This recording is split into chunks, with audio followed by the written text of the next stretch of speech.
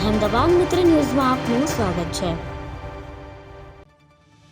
લોકો માટે social media ક્યારેક નુકસાનકારક તો ક્યારેક ફાયદાકારક સાબિત થયું હોય છે અને આવો જ એક કિસ્સો સુરતમાં બન્યો છે। રાંદેર પોલીસને રોકડા રૂપિયા 2.69 લાખ લટકાવેલી થેલી સાથે બિનવારસી હાલતમાં એક બાઇક પર મળી આવ્યા હતા।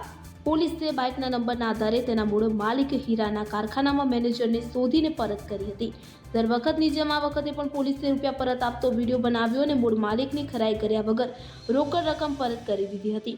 આ ઘટનાના થોડા દિવસ પહેલા મેનેજરના મકાન માલિકના ઘરમાં ચોરી થઈ હતી અને તેની ફરિયાદ પણ નોંધાઈ હતી।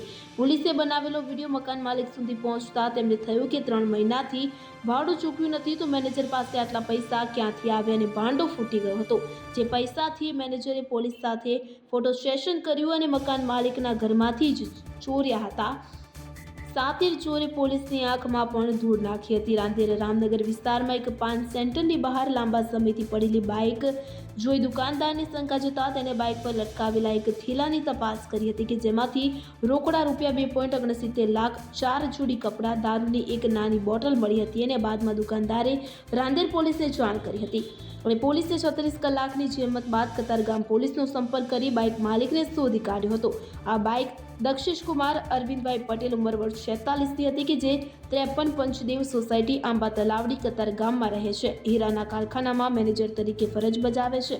આ સમયે એકલા રહેતા દક્ષિશના મકાન માલિક આકાશભાઈના ધ્યાને સમગ્ર ઘટનાનો વિડીયો આવ્યો હતો અને તેમને શંકા ગઈ કે દક્ષિશે છેલ્લા 3 મહિનાથી તેને ભાડું ચૂકવ્યું નથી તો આટલી મોટી રકમ તેની પાસે ક્યાંથી આવી। જે શંકાના આધારે તેને ઘરમાં તપાસ કરી તો તેમના ઘરમાં જ રોકડ અને ચાંદ સોનાની ચોરી થઈ હોવાનું માલુમ પડ્યું હતું, જેથી તેમણે કતાર પોલીસનો સંપર્ક કર્યો હતો અને કતારગામ પોલીસે ગુનો નોંધી તપાસ કરતા દક્ષિશે જ આકાશભાઈના ઘરમાં ચોરી કરી હોવાનું બહાર આવતા તેઓની ધરપકડ કરી હતી।